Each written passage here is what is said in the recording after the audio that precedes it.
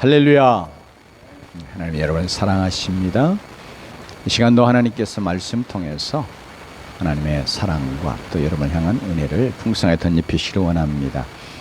우리가 제일 사랑하는 찬송 그러면 아마 조금 차이는 있지만 대부분 아마 305장 찬양 그렇게 이야기하실 분들이 참 많을 줄 알아요. 나 같은 죄인 살리신, 영어로는 Amazing Grace라고 하는 이 찬양을 작사한 목사님이 영국의 존 뉴턴이라고 하는 목사님인데요. 본래 이분은 노예 장사해가지고 돈 벌던 그런 분이었어요. 그러니까 어떻게 보면 사람을 사고 파는 일을 하니까 굉장히 좀 악질적이다, 아주 나쁘다 이렇게 평가. 물론 그 시대가 조금 그것이 사회적으로 허용되는 그런 사회였기 때문에 뭐 그랬겠지만, 아무튼 지금 우리의 입장에서 보면 사람을 사고 팔며 돈 버는 그 일을 했던 사람이거든요. 그런데 이분이 이제 정말 극적으로 하나님 만나고 구원받은 다음에 너무 감사해서 지은 찬양이 우리가 좋아하는 305장 찬양이 나 같은 죄인. 자기를 생각해 보니까 정말 어떻게 자기 같은 죄인을 하나님이 살려주셨나, 구원해 주셨나, 이렇게 감격하지 않을 수 없죠. 그래서 그 찬양을 지었는데, 그분이 이제 구원받은 다음에 이제 목사가 되고 그러면서 하나님 잘 섬기다가 하나님 나라에 갔는데 이런 이야기를 그분이 남기고 갔어요. 우리가 천국에 가면 세 가지 때문에 깜짝 놀랄 것이다. 첫 번째가 뭐냐면 저 사람 꼭 천국에 올 사람이라고 생각했던 바로 그 사람이 그 천국에 가보니까 없는 거예요. 두 번째는 저런 사람이 어떻게 이렇게 전혀 올 줄로 생각하지 못했던 바로 그 사람이 천국에 와 있는 것 때문에 우리가 놀랄 것이다. 세 번째는 나 같은 자가 이렇게 천국에 이런 복된 하나님의 나라에 들어온 것 때문에 놀랄 것이다. 이런 세 가지 고백을 했더라고요. 이 말은 한마디로 우리가 구원받는 것, 천국에 들어가는 것, 오늘 말씀 속에 등장하는 용어를 쓰자면 영생을 얻는 것, 이거 전적으로 하나님의 주권적인 은혜로 된 것이다.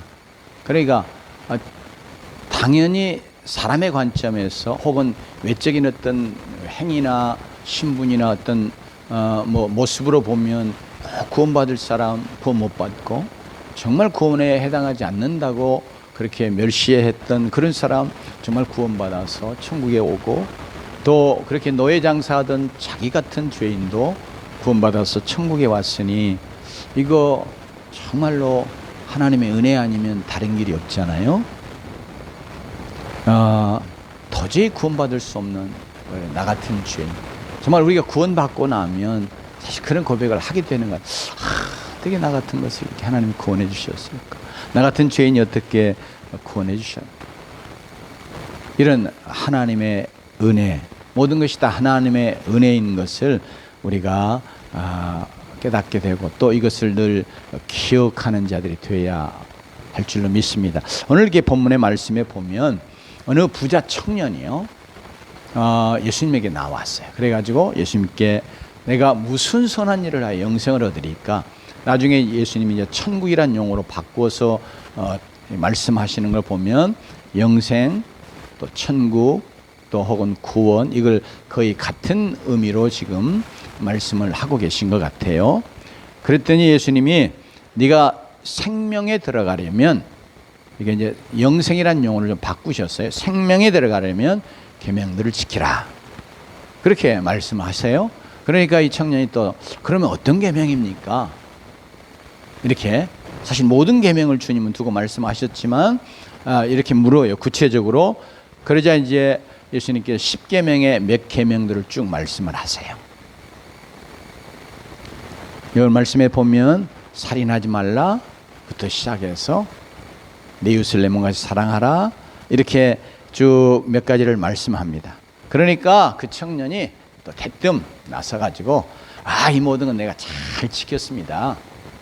근데 아직도 무엇이 부족한가요?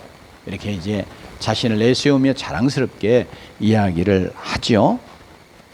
그러자 주님께서 이제 이 청년에게 네 소유를 팔아 가난한 자들에게 주라. 그리하면 하늘에서 보화가 내게 있으리라. 그리고 와서 나를 따르라. 이런 말씀하세요. 그러니까 청년이 그냥 얼굴이 새파랗게 질려가지고 예수님을 떠나가 말했어요. 근심하며 떠나갔다고 말해요. 왜냐하면 이 청년은 우리 본문에 보면 청년이라고 되어 있거든요. 이게 이제 그때 부야 지금 스타트업이나 이렇게 해가지고 창업해서 부를 얻는 그런 시대가 아니니까 아마 조상 대대로 물려오는 많은 재산을 상속받아서 부자인 것 같아요. 그런데 유대 사회 예수님 당시에 이 부자는 하나님의 축복으로 이 부를 얻은 것이라고 이제 수단 방법 이제 그런 것은 생각지 않고 일단 외적으로 부자는 하나님이 사랑하시고 축복하셔서 이렇게 부자다 이런 생각을 갖고 있으니까 이 청년은 내가 지금 하나님의 축복을 많이 받는 하나님의 사랑을 받을 만한 그런 자 그러면서 내가 계명도 잘 지켜왔는데 그러니 사실은 물론 영생에 대한 여러 가지 해답을 찾고자 하는 마음도 있지만 내면 깊은 곳에서는 나는 틀림없을 거야 아마 이런 생각을 갖고 예수님에게 왔다고 볼 수 있어요. 그런데 예수님이 이제 이 계명 저명 말씀하셨더니 다 자랑스럽게 잘 지켰다고 말한 다음에 예수님이 그러면 너 네 재물 팔아서 가난한 자들 주고 나를 따르라. 그러면 하나님 나라에 큰 보화가 있으리라. 이렇게 말씀하시니까 그냥 어떤 점에서 덜덜 떨면서 가버린 거예요. 그렇게 되자 이제 주님께서 말씀하시기를 부자가 천국에 들어가기가 참 어렵다고 말씀하시면서 얼마나 어려운지를 더 강조하시려고 낙타가 바늘기로 들어가는 것이 부자가 하나님의 나라에 들어가는 것보다 쉬우니라 마치 폭탄선언 같은 이런 말씀을 하세요. 이 소리를 들을 때 제자들 그리고 지금 우리도 아니 어떻게 하나님 나라 들어가는 것이 어려운지 천국에 들어가니 어려운지 진짜 이 낙타가 바늘기로 들어가는 것이 더 쉽다 이렇게 말씀을 하시냐요. 그 완전히 불가능하다 그 말이잖아요. 그죠? 이 바늘기 이게 우리 손가락 하나만 들어가려 해도 힘든데 낙타가 얼마나 큰 동물입니까? 그런 동물이 들어가는 게 차라리 더 사람이 자기의 무엇에 의해서 천국에 들어가는 것보다 더 쉽다 이걸 말씀하시는 거거든요. 그러니까 아예 사람으로서는 불가능하다 이렇게 말씀을 사실은 하고 계십니다. 그러자 이제 사실은 제자들이 그 소리를 듣고 깜짝 놀라가지고 아니 그러면 세상에 구원 얻을 사람이 어디가 있습니까? 누가 구원 얻을 수 있습니까? 그러면 구원 얻는 건 불가능한 거네요. 사실 이런 반응을 제자들이 나타내 보였습니다. 그랬더니 예수님께서 하신 말씀이 우리 26절 한번 읽어볼까요? 같이 읽어봅니다. 시작. 예수께서 그들을 보시며 이르시되 사람으로는 할 수 없으나 하나님으로서는 다 하실 수 있느니라. 아멘. 이렇게 말씀하셨어요. 이 말씀은 구원은 전적으로 사람이 자기가 뭐 해가지고 자기 어떤 행위, 자기 어떤 공로 그것에 의해서 얻는 게 아니고 전적으로 하나님의 주권적인 은혜로 얻는 것이다. 이거 주님이 강조해서 가르쳐 주신 겁니다. 참으로 그렇습니다. 우리의 구원은 전적인 하나님의 은혜인 줄로 믿습니다. 그래서 늘 우리가 구원 얻은 사실을 인해서 어떻게 나 같은 것이 이렇게 구원 얻을 수 있을까 이런 걸 생각하면서 늘 하나님 앞에 감사하면서 믿음으로 사는 자들이 되기를 원합니다. 그런데 오늘 또 말씀은 이제 전적인 하나님의 은혜로 구원 받은 자들 중에 천국에서요 먼저 된 자도 있고 나중 된 자도 있다. 이렇게 주님이 또 말씀하고 계세요. 사실 오늘 말씀의 결론을 그렇게 맺어가세요. 그러니까 은혜로 구원 받는데 또 혹은 은혜로 구원 받았지만 하나님 나라에서 먼저 된 자도 있고요. 이것도 은혜로 되는 것이죠. 그러나 또 나중 된 자도 있다. 이건 이제 시간상의 순서를 말하는 게 아닙니다. 저는 모태신앙이에요. 그러니까 이 세상에 태어나서 제 나이 또래 예수 믿은 사람보다 저는 시간적으로 보면 제일 어떤 점에서 먼저 믿은 자죠. 왜냐하면 이게 어머니의 태에 있을 때부터 이미 다 이렇게 하나님 말씀을 들은 거니까. 영은 다 듣거든요. 어린 생명에도 영은 다 들어요. 그걸 지금 시간적인 순서에 먼저 나중을 이야기하는 게 아니고, 주님이 오늘 본문 속에서 하나님 이렇게 예수님이 이제 12 제자들에게 12 보좌에 앉아서 12지파를 심판하는 그런 영광스러운 것을 말씀하시는 내용이 나오거든요. 그러니까 주님은 뭘 말하려고 그러냐면, 천국에서 이게 먼저 된 자는 큰 자예요. 혹은 위대한 자, 영광을 얻는 자, 뭐 이런 것과 관계해서 주님이 지금 말씀하시는 거예요. 그러니까 천국에서 반드시 우리가 다 구원은 똑같이 얻어요. 다. 그러나 뭐요? 천국에 가면 우리가 얻는 영광, 상급, 또 천국에서의 존귀함, 이런 것들이 다르다 하는 것을 오늘 우리 본문 속에서 주님이 또한 말씀하고 계십니다. 특별히 마지막 절에 이렇게 말씀하시거든요. 같이 한번 읽어볼까요? 같이 읽습니다. 시작. 그러나 먼저 된 자로서 나중되고 나중된 자로서 먼저 될 자가 많으니라. 우리가 구원 얻는 것 전적인 하나님의 은혜입니다. 뿐만 아니라 천국에서 내가 먼저 되는 자 되는 것도 사실은 하나님의 은혜예요. 나중된 자일지라도 우리가 구원 얻은 자니까 그게 다 하나님의 은혜지요. 그렇지만 오늘 주님은 특별히 오늘 말씀을 통해서 내가 이제 먼저 된 자야, 이렇게 생각하는 자들이 뜻밖에도 나중된 자, 내가 참 큰 자야. 왜? 12 보좌에 앉아가지고 12지파를 심판하는 자이면 얼마나 큰 자예요? 하나님 나라에서 누리시는 가장 큰 영광을 얻는 자이잖아요. 가장 큰 권세를 누리는 자잖아요. 그런데 주님이 그 말씀 하시고 나서 이 말씀 주시는 거예요. 그러니까 너희들 그렇게 12 보좌에 앉는다고 해서 내가 막 이렇게 큰 자야, 그렇게 교만하고 또 그래서 잘못하면 어떻게 해요? 나중될 수도 있다. 지금 너희들이 봐서 저거 아무것도 아니네, 아이고 저는 보잘것없는, 이렇게 생각하는 자가 하나님의 앞에서는, 하나님의 눈에는, 혹은 천국에서는 정말로 역설적이게도 그 자가 바로 큰 자, 영광스러운 자, 위대한 자, 큰 상을 받을 자, 이런 자가 될 수도 있는 것이다. 이런 완전히 역설적인 이런 내용, 이것도 사실은 하나님의 주권적인 은혜에 속한 것을 우리에게 말씀해 주고 있습니다. 그래서 오늘 이 말씀 제가 한 가지 덧붙여 가면서 이 말씀에 집중해서 말씀을 나누고 은혜 받기 원하는데요. 이렇게 먼저 된 자, 앞선 자, 최고 으뜸이라고 여겼던 자들이 천국에 가면 여러분요, 가장 큰 상, 가장 큰 영광, 큰 자리를 차지하지 못하고 도리어 보잘 것 없던 자, 작은 자, 아무것도 아니라고 여기는 그런 자들이 도리어 큰 상도, 큰 영광도, 큰 자리도 얻을 수 있다. 이렇게 신앙 안에서 우리가 영적으로 나의 큰 자됨 혹은 먼저 된 거, 이것이 도리어 나중되는, 작은 자 되어지는, 이렇게 역전될 수도 있고요. 도리어 뭐예요?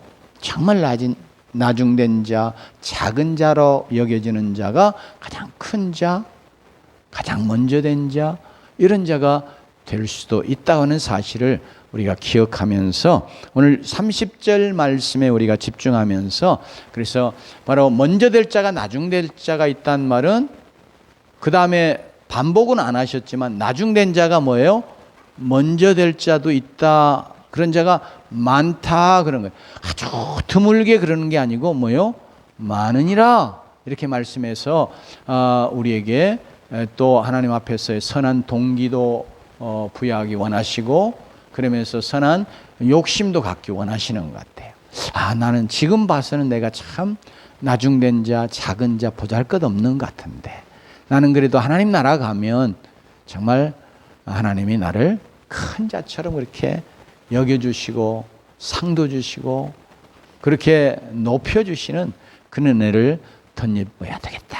이런 마음을 우리가 새롭게 하면서, 그러면 내가 어떻게 해야 내가 나중된 자 같은데 먼저 된 자 될 것인가 하는 거 생각하면서, 우리가 하나님이 또 말씀 속에서 큰 자 되는 그런 영적인 원리 혹은 비밀을 우리에게 가르쳐 주신 내용들이 이 마태복음 동일하게 기록이 되어 있는데, 그 말씀들을 우리가 살펴보면서 내가 나중된 자일지라도 먼저 된 자 되는 그런 은혜의 주인공이 되기를 원합니다. 아멘. 시간적으로 내가 나중 믿었어도 사실 그런 점에서 나중된 자 같은데 먼저 되는 자 될 수 있잖아요. 우리가 그냥 이제 하나님 나라에 가면 하나님이 어떻게 평가하시고 상 주실지 모르지만, 지금 우리가 말씀을 통해서 보면 사도 바울 같은 자, 사실은 나중된 자잖아요. 시간적으로 봐도 그렇고. 그런데 지금 여기 12제자가 이제 오늘 말씀을 그대로 사용하면 큰 자와 같은 거예요. 12보좌에 앉으니까 사실은 사도 바울은 12보좌에 앉는 사람은 아니라고 알 수 있죠. 그죠? 그런데 우리가 생각할 때 사도 바울이야말로 가장 하나님의 위대한 하나님의 사람, 종으로 우리가 이렇게 평가하고 높입니다. 그런데 하나님도 그러실 것 같아요. 그러나 이제 스스로 본인은 가장 작은 자라, 죄인 중에 괴수라, 이런 고백을 했습니다. 그러나 하나님께서 그를 크게 높이시고 위대하게 써주신 줄로 믿습니다. 그래서 우리도 이 말씀을 좇아서 정말로 우리 모두가 다 나중된 자일지라도 먼저 된 자의 은혜, 이런 은혜의 주인공이 되기를 원합니다. 어떻게 하면 그렇게 하냐? 그럴 때 마태복음 19장 23절로 30절 말씀 속에서 이렇게 이미 그 말씀을 하셨는데, 주님의 말씀은 이게요, 부자에서 하나님 축복을 받은 주인공, 그래서 나는 이런 사람이야. 그 사회에서 일단 부를 가지고 누릴 수 있는 것은 그의 신분으로나 여러 가지 면에서 그는 높은 자이고요. 성경의 다른 곳에 보면 관원이라고 표현이 되어 있습니다. 지금도 거의 비슷하지만 그때는 이 권세와 뭐예요? 부는 거의 같이 갔어요. 그 외에는 다 일반 서민이나 아주 비천한 삶을 사는 가난한 계층이고 심지어 노예고 그러거든요. 그러니까 신분을 벗어날 수 있는 길이 거의 없고, 부는 다 누가 갖냐 그러면 권세 있는 자들이 대부분 갖는 거예요. 그런 점에서 이 말씀이 사실은 나는 부자에서 하나님의 축복을 받은 그런 참 위대한 주인공이고, 또 내가 하나님 말씀을 잘 지키고 있다, 이렇게 자부하는 청년, 그 청년에게 향하여 주신 말씀의 결론이고, 그리고 바로 앞으로는 제자들을 향해서도 주신 결론적인 말씀입니다. 특별히 제자들이 어떤 말씀을 했냐면, 우리는 저 부자하고 달리 모든 것 버리고 지금 주님 따르고 있습니다. 저 부자는 재물 때문에 그냥 근심하면서 도망갔는데 우리는 다 지금 뭐 다 버리고 주님 따르고 있잖아요. 이게 뭐 하는 거예요? 자랑하는 거예요. 주님 앞에 우리가 지금 이렇게 헌신하고 있잖아요. 그렇게 말하는 거예요. 그 말에 대해서 주님이 이제 12보좌를 차지하는 영광을 말씀하셨지만, 그러면서도 결론적으로는 그러나 이렇게 붙이신 거예요. 그러나 먼저 된 자로서 나중 될 자가 많으니라. 이렇게 이게 제자들에게 들으라고 말씀하신 거예요. 이것은 제자들이 사실 영적인 교만을, 우리는 니들하고 달리 이렇게 정말로 모든 것 다 버리고 주님 쫓아가며 헌신하고 있는 영적으로 대단한 사람들이야 사실 이런 마음에 밑바닥에 깔려있는 생각들이 이들의 표현 속에 담겨 있거든요. 그러니까 주님이 그거 다 캐치하신 거예요. 그래서 말씀하신 이런 영적인 교만에 대해서 주님에게 제자들에게 주신 말씀입니다. 그러니 주님은 오늘 말씀 속에서요, 부자, 교만한 자인 먼저 된 자, 그들은 당연히 높은 자, 큰 자, 먼저 된 자라고 생각하고 있는 거예요. 그런 자들이 나중되고 가난한 자, 겸손한 자, 나중된 자, 그런 자들이 먼저 될 수 있다, 이렇게 주님이 가르치시는 거예요. 그러니까 오늘 말씀 속에서 우리가 하나님의 나라에서 나중된 자 같은데 먼저 되는 그런 은혜를 덧입을 수 있는 길이 뭐냐? 자칫 잘못하면 먼저 된 자 같은데 나중되는 이 비참한 결과를 맞게 되는 게 뭐냐? 그럴 때 내가 하나님 앞에 진정으로 겸손하냐? 가난한 심령과 겸손을 갖고 주님을 섬길 때 그런 자를 주님이 나중에요, 그의 주권적인 능력으로, 은혜로 어때요? 나중된 것 같지만 먼저 되게 하시는 은혜를 주시는 줄로 믿습니다. 그래서 우리가 믿음 생활하면서 끊임없이 늘 겸손한 가운데 하나님을 섬기는 자들이 되십시다. 우리는 내가 뭘 좀 열심히 잘해도 봐라, 나는 이 정도 하잖아, 그러면서 너희들은 뭐해? 이런 생각들이 우리 안에 이렇게 슉슉 스쳐 지나가듯이 들어올 뿐 아니라 또 마음에 자리 잡기도 하는 것이 우리의 모습이거든요. 사랑하는 성도 여러분, 우리는 하나님 나라의 큰 자는 겸손한 자인 줄로 믿습니다. 가난한 심령 속에 정말 겸손한 마음으로 주님을 섬길 때 주님이 그런 자를 높여주시는 줄로 믿습니다. 왜냐하면 주님이 빌립보서 2장에 말씀하신 것처럼 하나님과 동등됨을 취할 것으로 여기지 아니하시고 자기를 비해 종의 형체를 가졌더니 나중에 어째요? 하나님이 그를 모든 이름 위에 뛰어난 이름으로 높여주셨다고 그렇게 말씀합니다. 그러니까 겸손이 뭐예요?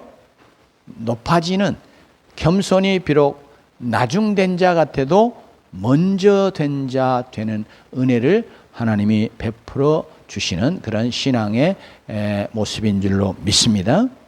여러분, 성경에서 부자는 자기의 가진 것, 그게 물질적인 부든 재능이든 지식이든 경험이든 이런 거 믿고 의지하면서 그걸 힘으로 삼아서 하나님의 도우심을 필요로 하지 않고 하나님을 간절히 찾고 구하는 그런 자로 살지 못하는 자를 말합니다.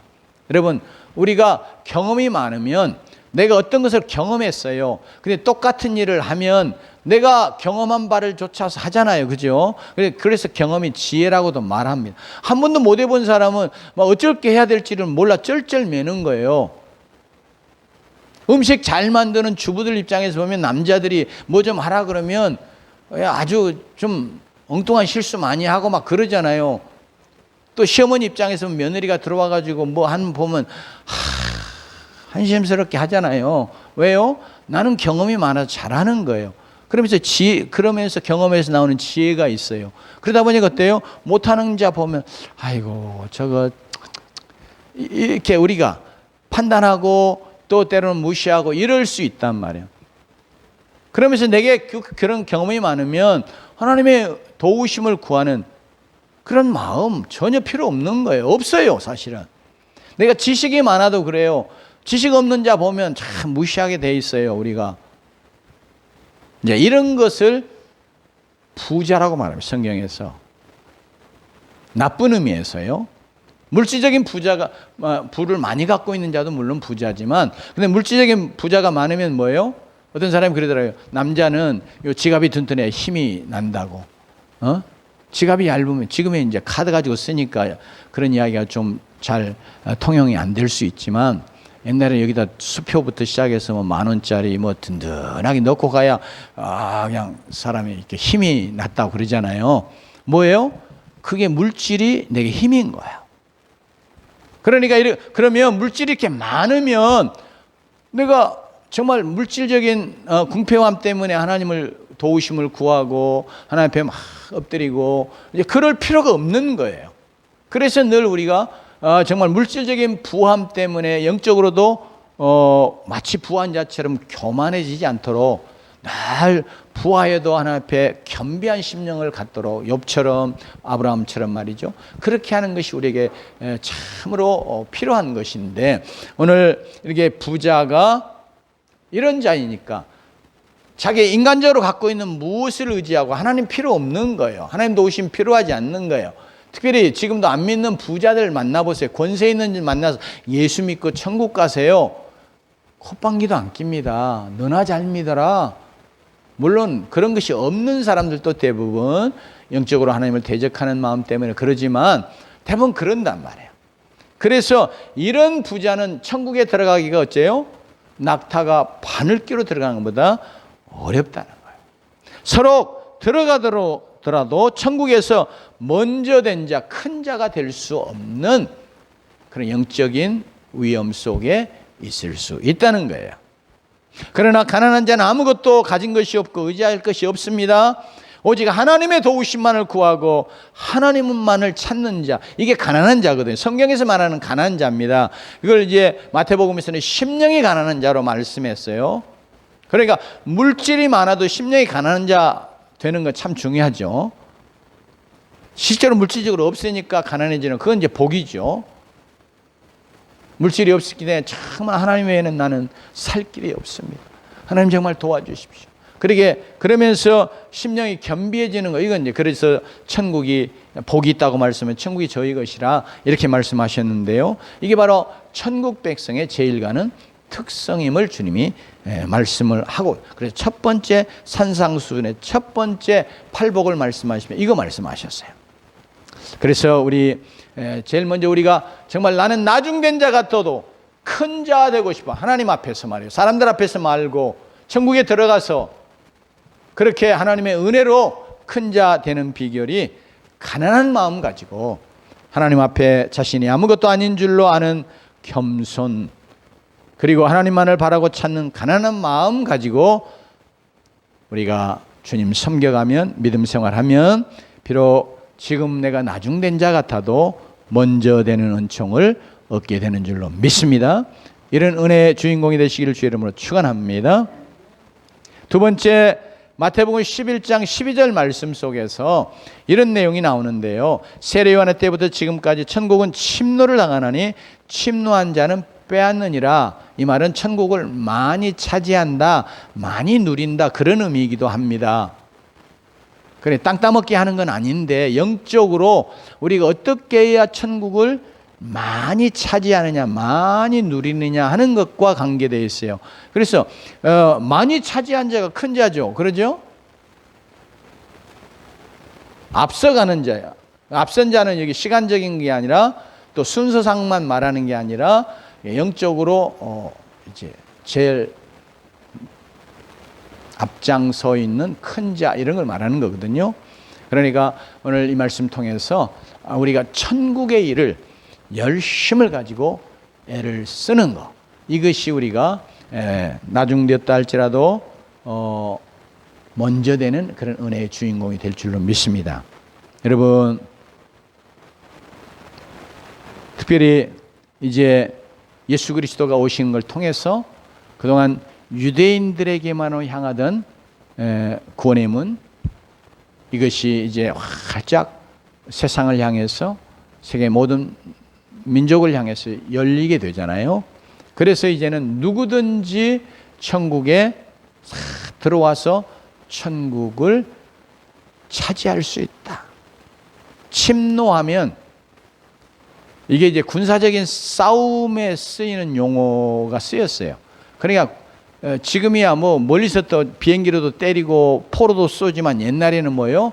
전부 다 활 쏘는 거 외에는 전부 근접전이잖아요. 붙어가지고 어때요? 창이나 칼로 막 서로 밀고 하는 거예요. 그러면서 차지해 가는 거거든요. 정복해 가는 거. 그것에 빗대어서 말씀을 하셨습니다. 그렇기 때문에 우리가 천국을 많이 누리기 위해서는 정말 열심을 다하고 애를 쓰는, 무엇을요? 천국의 일을 애쓰는 그런 자들이 돼야 할 줄로 믿습니다. 그래서 우리가 열심으로 신앙생활을 해야 되는 이유 중에 하나도 이거예요. 우리가 천국을 누리고 경험하고 살아가는, 그냥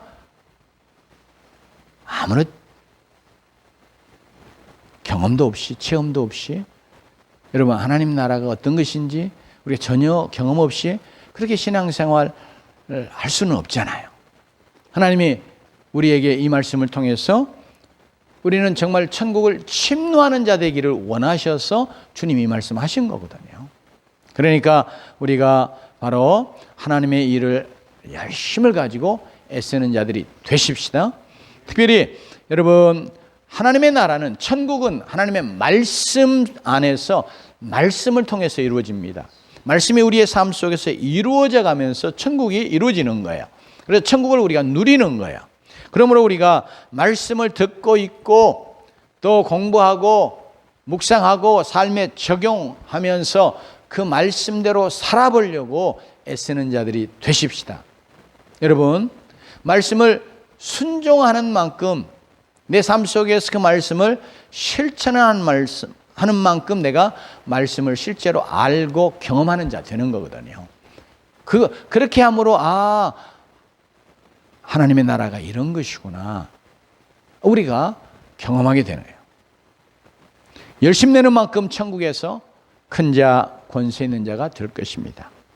말씀과 관계에서요. 왜냐하면 말씀을 알고 말씀을 내가 실행하고 순종하고 또 말씀을 행사하는 거 있잖아요. 성경에 보면 말씀을 우리가 예를 들면 선포한다 할지, 믿음으로 선포한다 할지 하면서 우리가 하나님 나라의 권세를 이렇게 우리 자신들이 하나님의 백성으로 누리는 것이 있단 말이에요. 그러니까 우리가 열심을 내서 하나님의 말씀을 우리가 알아가고 하나님의 말씀을 우리의 삶 속에서 순종하여 행하는 그런 자들이 되어지기를 원합니다.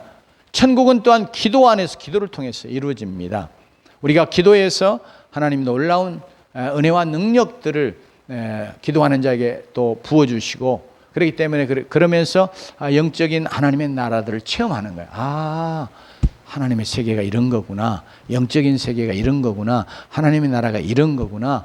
그래서 우리가 권세 있는 자, 위대한 자가 되는 것을, 남들과 비교할 것이 아니라 내가 이렇게 기도 열심히 하고 또 기도를 통해서 이것들을 경험하며 이루게 되는 줄로 믿습니다. 뿐만 아니라 천국은 성령 안에서, 성령을 통해서 이루어집니다. 그러니 늘 성령 충만을 우리가 사모하고 성령님을 인격적으로 잘 모시고 성령과 동행하기를 힘쓰는 자들이 되십시다. 그럴 때 성령 안에서 의와 평강과 희락도 우리가 누리고 성령이 우리의 삶 속에 놀라운 역사들을 이루시는 걸 우리가 경험하면서 이 땅에 이루어지는 하나님의 나라 천국을 우리가 차지하고 경험하고 누리는 자가 되는 줄로 믿습니다. 세 번째로 특별히 오늘 마태복음에는 없는 말씀이지만 우리가 무거운 죄, 얽매기 쉬운 죄를 벗어버리고 인내로 믿음의 경주를 하는 자들이 되십시다. 그럴 때 내가 출발은 나중이어도 먼저 되는 놀라운 그런 은혜를 덧입을 줄로 믿습니다. 언젠가 육상에, 아마 지금도 유튜브에 돌아다닐 것 같아요. 어느 이제 개주하는데 보니까 또 그 팀이 맨 꼴찌로 들어왔는데 딱 발턴을 이어받은 친구가 선수가 달려가지고 계속 따라잡는 거예요. 그래가지고 나중에는 아주 앞으로 가가지고 다른 사람에게 바톤을 넘겨주고 또 실제로 우승하는 것도 그래가지고 이루어지는 그런 또 다른 경기도 있더라고요. 그래서 우리는 믿음의 경주하는 그런 자입니다. 우리 신앙생활은 믿음의 경주인 줄로 믿습니다. 그런데 어떻게 우리가 경주를 잘해서 앞서갈 것인가, 어떻게 해서 큰 자가 될 것인가, 이거 무거운 죄, 얽매기 쉬운 죄를 벗어버리면서 인내로서 경주해야 합니다. 여러분, 우리 지금 뭐 올림픽이나 세계 선수권 대회, 요새는 뭐 스포츠 대회들이 굉장히 많더라고요. 그런데 이런 모든 경기에서 어떤 경기에 임하던 선수든지 특별히 달리기 경주하는 이런 선수는 경기에 가장 적합한 간편한 복장, 바람의 저항을, 예를 들면 달리기나 이게 그 스피드 스케이트나 이런 것은 바람의 저항을 가장 적게 받는 그런 최첨단 과학 기술을 적용한 그런 복장들을 하잖아요. 왜요? 조금이라도 앞으로 나아가는데 이게 방해되면 안 되니까. 그래서 이게 경기에 방해가 안 되도록 하는 차림을 차리고 그래서 이제 열심히 끝까지 목표에 도달할 때까지 달려서 좋은 성적을 거두는 그런 경우들을 우리가 많이 봅니다. 하나님의 나라의 경기도 천국에서 앞서 달리는 경주자가 되려면 경주하는 데 방해되는 무거운 것과 얽매기 쉬운 것을 벗어버려야 합니다. 그래야 잘 달리고 앞서 갈 수 있는 줄로 믿습니다.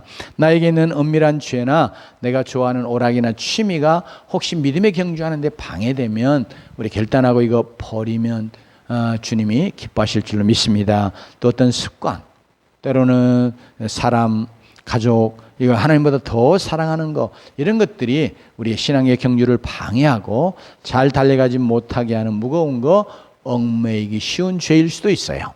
여러분에게 신앙 경주에서 잘 달려가지 못하게 하는 무거운 거, 얽매이게 하는 것이 무엇입니까?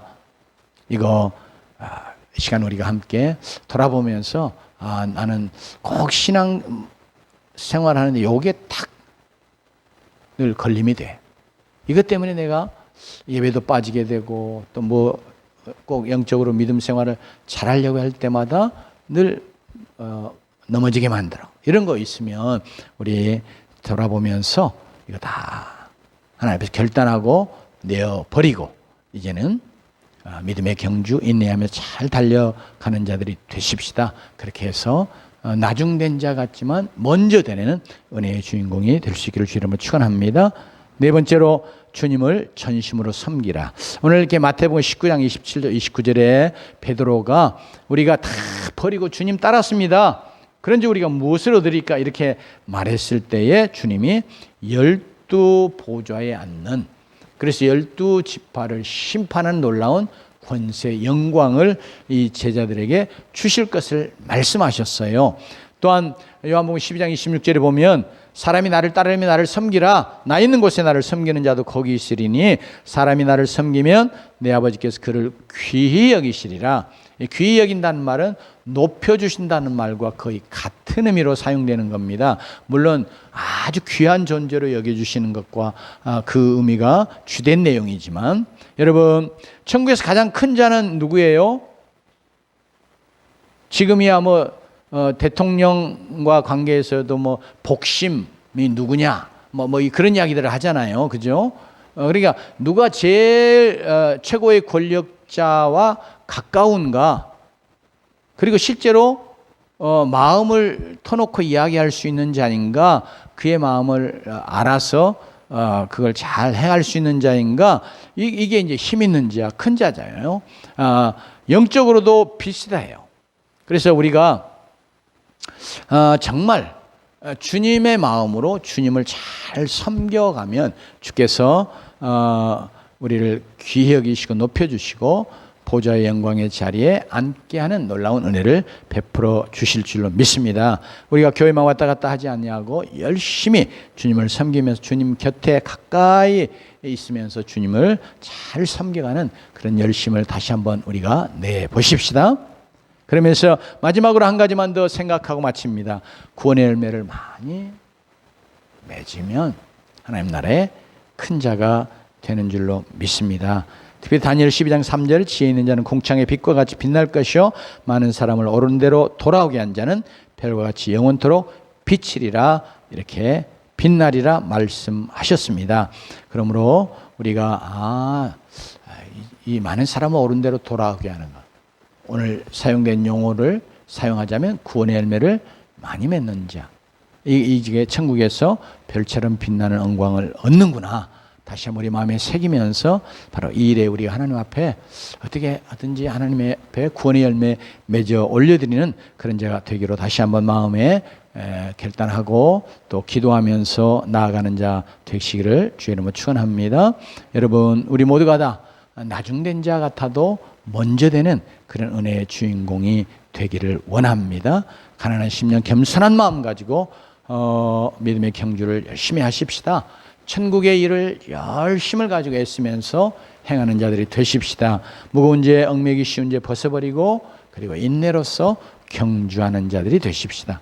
주님을 전심으로 섬기며 열심을 내어 믿음 생활하십시다. 그러면서 구원의 열매도 많이 맺어드려서 주님의 마음을 기쁘시게 하고 나중에 우리가 천국에 갔을 때 그래 하면서 하나님이 우리에게 큰 상급 주시고 또 큰 영광을 덧입혀 주시고 마치 내가 이렇게 내가 먼저 된 자가 되었네 이렇게 놀라면서 감격스러워할 수 있는 그런 은혜의 주인공이 우리 모두가 되기를 원합니다. 기도하십시다.